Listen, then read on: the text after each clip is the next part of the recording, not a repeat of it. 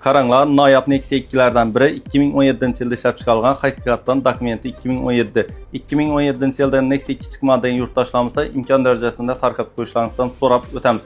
Mashinamizning bosib o'tgan masofasi 130 ming kilometr yurgan, 4 dona bo'sh bolalar qo'yilgan, metan gazdan ustanka qilingan, Sonos gibrid lyuks konditsioner mashinamiz kelib ko'rib baho beraverasizlar.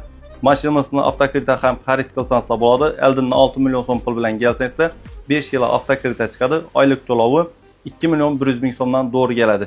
Mashinamiz kimga qiziq bo'ladigan bo'lsa, bemalol kelaveringlar, 24 soat xizmatdamiz. Mashinamizning salon qismini ko'rsatamiz. Salon qismlarim akkuratni ideal holatda turibdi. Ko'rib baho berasizlar. Apshishkalar ham koja bilan qoplangan, qirilib yotgan joylar yo'q. Akkuratni holatini ko'rishlaringiz mumkin. 4 taraf ham koja apshishka qilingan. O'zini radnoy chexollarida turibdi. Qirilib, qirchilib, kirib olib yotgan, yirtilgan joylari yo'q.